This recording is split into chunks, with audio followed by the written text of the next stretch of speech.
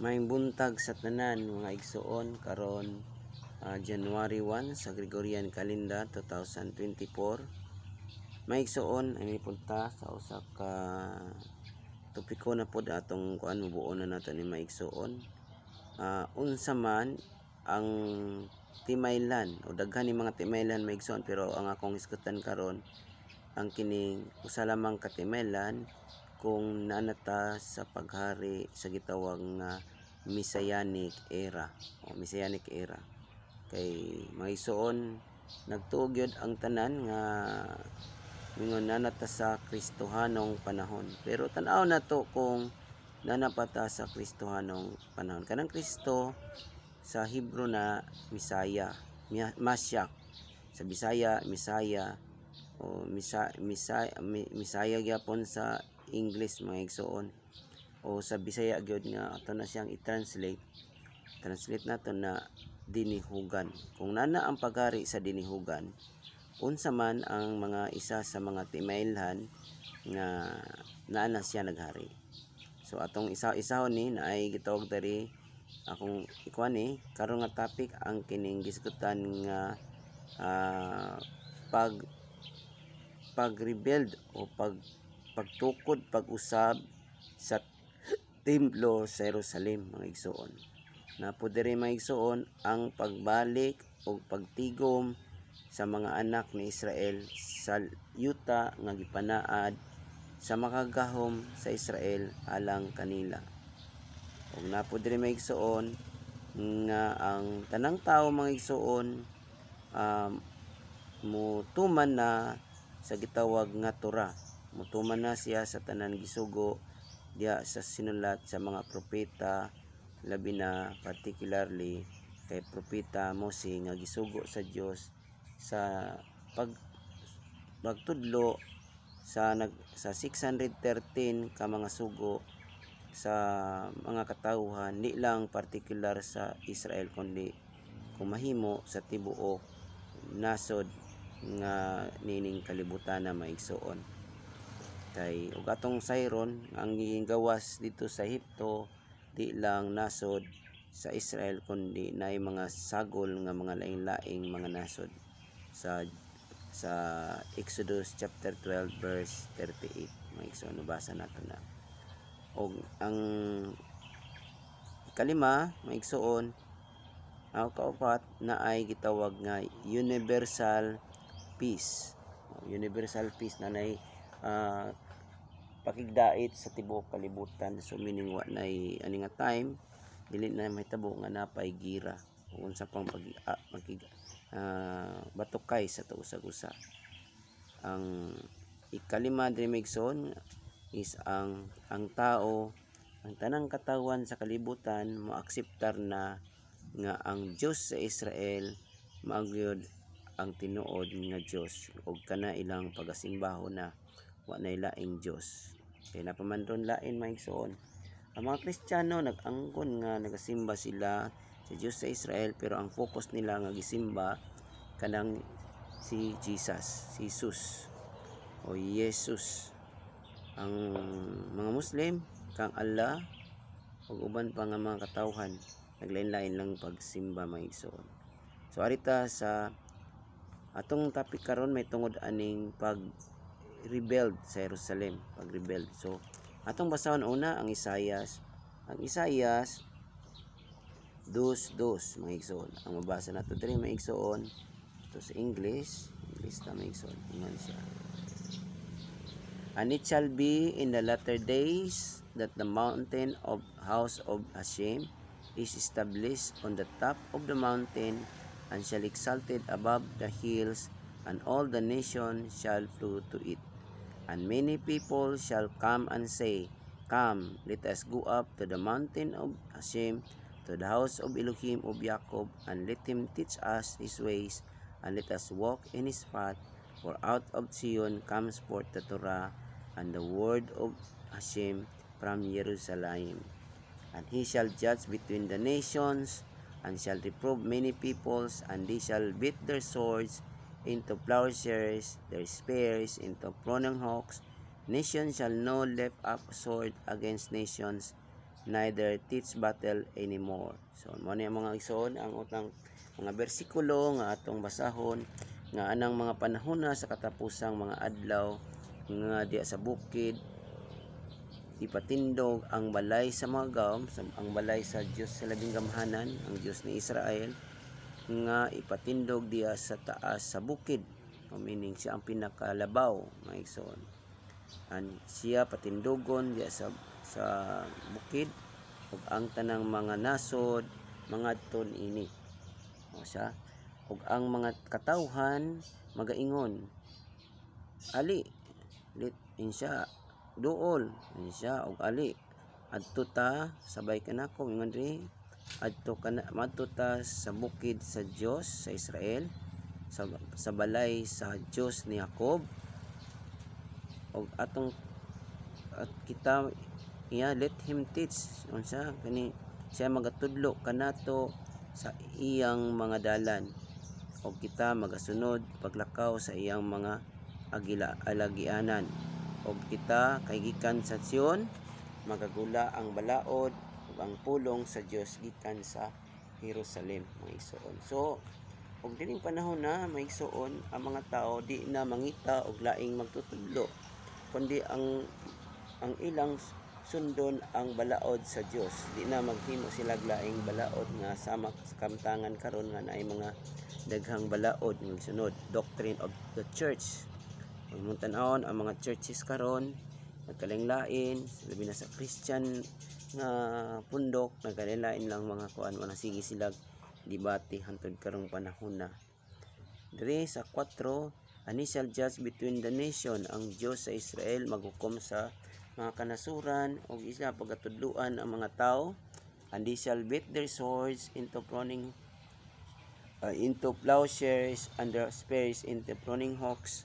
Sunod, nation shall not lift up sword against nations neither teach battle anymore. So diri nanitawag nga universal peace pero di pa ni atong topic ang atong karon diri mo ning rebuilding of Jerusalem, the temple of Jerusalem.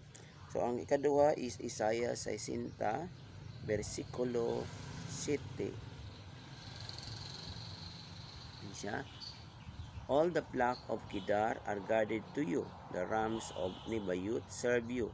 They come up for acceptance on my altar, and I embellish my steam house. So atong bisiyaon atong sahon igsoon ingon siya diri ang tanan nga panon sa karnero sa Kedar pagatigumon pagtingob diya kanimo ang mga laking karnero sa Nebayut magaalagad kanimo sila musaka nga pagadawaton diya sa akong halaran wako pagahimayaon ang balay sa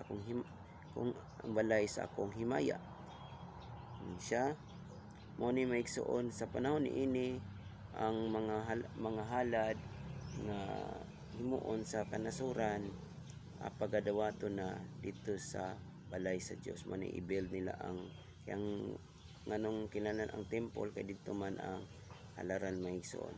Dito himuon ang mga paghalad tanan nga aktibidades sa mala sa Deuteronomy chapter 12 maigsoon. Sunod Isaiah 50 sa Isaiah 56 ikanta sa 6 56 ikan sa 6 mani ingon man usab ang mga dumuluong nga nakitipon sa ilang kaugalingon kang sa Dios sa Israel. So ingon diri ang mga dumulong sama kanato mga dumuluong man kita sa banay ni Israel. So mo sa aron sa pag-alagad kaniya so alagaran nato ang Dios ni Israel o aron sa paghigugma sa ngalan sa Dios ni Israel aron mahimo nga iyang mga alagad tagsa-tagsa nga nagabantay sa adlaw nga igpapolay gikan sa panamas-tamas nini og nagapadayon sanggot kayod sa akong tugon. So naman diri maigsoon na requirements ang mahimong alagad sa Dios katong nagabantay sa adlaw igpapahulay og nagapadayon nga matinumanon sa tugon o covenant. Sunod ingon siya bisan pa sila akong dadon ngadto sa akong bukid nga balaan. Og sa kahinumduman nato migson sa Isaias 22 nga naa dito ipabarog ang balay sa Dios sa bukid sa taas nga bahin. Mo ni ingon siya bisan pa sila kini dumuluong o nagisgutan sa taas ngadto sa akong bukid nga balaan og himuon ko sila nga mga malipayon sa akong balay nga alampuanan.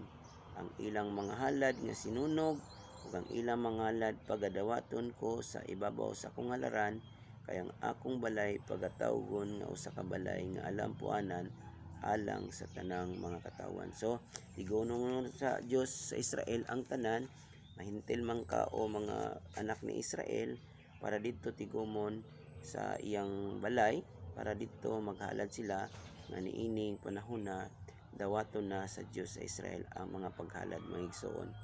Og diri ang iyang balay, dili balay nga bisang unsa nga church o kanang simbahan, kundi balay nga umaabot nga gitawag third temple nga pagatukuron nga himuon nga balay alampuanan mga igsoon. So ato nang tan-awon mga igsoon, daghan mga kuanan na bisang atong suksan gamay sa Isaias 66 atong kuan ato lang gamay ni nga kuan magsugod ta sa dire mga igsoon.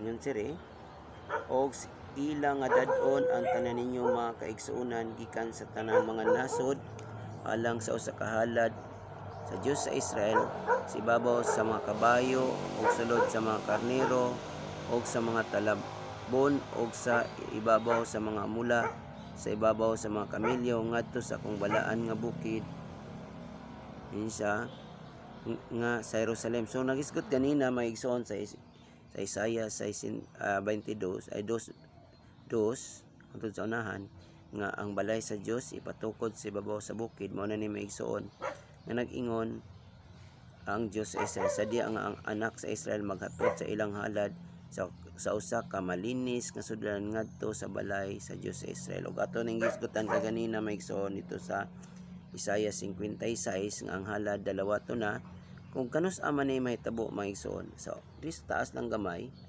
atong kanon ingon diri insya kay ako nasayod sa ilang mga buhat sa unahan gamay igsoon naresta og uwas day og gikan kanila usab ako mokuha aron himuon nga mga saserdote ug aron himuon nga mga libihanon maingon ang Dios sa Israel. Mga igsoon ang gipromisa niini nga mahimong saserdotanhong kanasuran ang nasod sa Israel mga igsoon.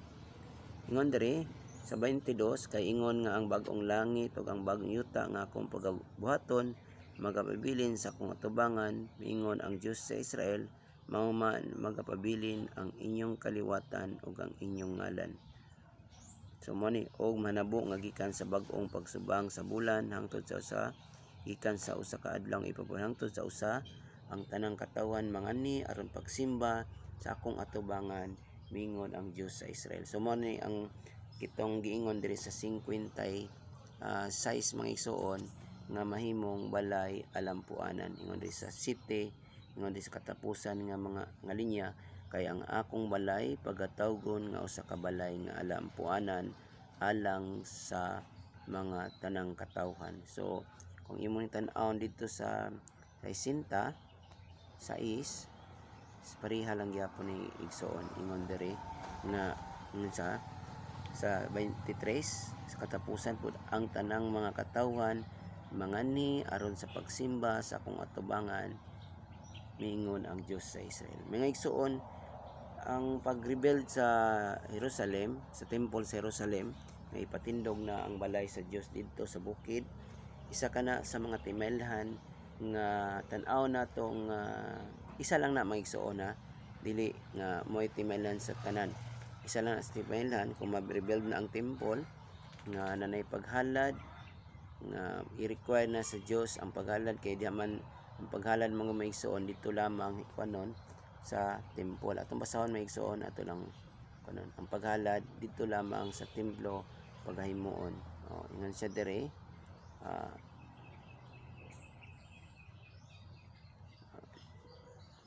Deuteronomy chapter 12. Ingon siya maigsoon. Yan siya, apan sa dapit nga pilion sa Dios sa Israel nga inyong Dios gikan sa tanan niyong banay aron butangan ninyo sa iyang ngalan bisan ngadto sa iyang puli-anan kamo managpangita og didto mangadto kamo og dadon dito pagadadon ninyo ang inyong mga halad nga sinunog ug ang inyong mga halad ug ang inyong mga ikapo ug ang halad nga binayaw sa inyong mga kamot ug ang inyong mga panaad ug ang inyong mga halad nga kabubuton ug ang panganay sa inyong mga baka ug sa inyong mga karnero. So didto kanang kinanay temple kay didto himuon ang mga paghalad mga igsoon sa incoming paghari sa Dios mga igsoon sa bagong langit ug bagong yuta nga gitawag nga Messianic era mga igsoon.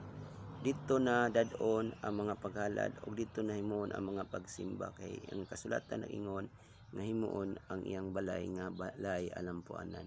So isa na sa mga timaylan og atong hisgutan po sa sunod ang isa pa sa mga timaylan nga atong hisgutan kaganina maigsoon. So ang ato lang hisgutan karon rebuilding of the temple maigsoon or restoration of the temple. Dinhi lamang kutob ta maigsoon maing buntag kinaisong inyo na pong igsoon nga si Brother Jerry nagaingon ang kalinaw magikan sa banay ni Israel maigsoon. O ang kalinaw ang kahayag magikan usab sa balay ni Israel nga mao'y gisulti sa Dios nga ang balay sa Israel mahimong light of the nation.